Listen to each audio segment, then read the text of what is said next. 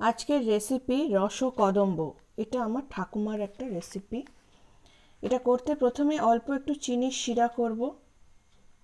চিনির শিরাটা হয়ে যাওয়ার পরে একে বেশ কিছুটা পোস্ত নিয়ে তার মধ্যে 2-3 চামচ মতো এই চিনির শিরাটাকে মিশিয়ে দেবো ভালো করে, দিয়ে এটাকে রেস্ট করতে দেবো। এতে পোস্ত দানাগুলো ফুলে উঠবে এবং মিষ্টি হয়ে যাবে। এটা রেডি হয়ে গেছে প্রায় আধ ঘন্টা পরে।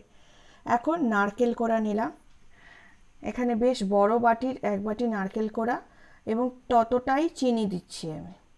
এবার এটাকে বেশ কিছুক্ষণ নাড়াচাড়া করে তৈরি হওয়ার জন্য অপেক্ষা করতে হবে। যখন এটা নরম হয়ে আসবে এবং যখন প্যানের গা ছেড়ে ছেড়ে আসবে তখন আমি এর মধ্যে দিচ্ছি ছোট এলাচের দানা, দিচ্ছি অল্প একটু ঘি, দিয়ে আরও কিছুক্ষণ এটাকে আমি নাড়াচাড়া করব।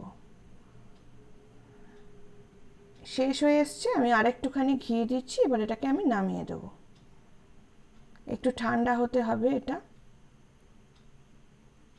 ঠান্ডা হয়ে গেলে এটাকে আমরা রেডি করব। এবার হাতে আমি একটু ঘি নিয়ে নারকেলটাকে হাতে বাটির মতন করে তার মাঝখানে দেব ছোট সাইজের দানাদার।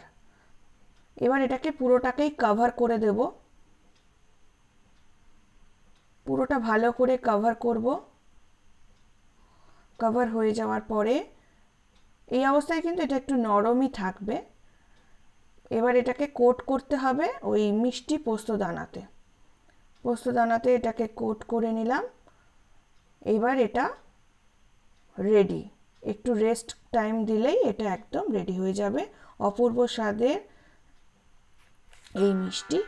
আমার এই রেসিপি পছন্দ হলে লাইক, কমেন্ট, সাবস্ক্রাইব করবেন।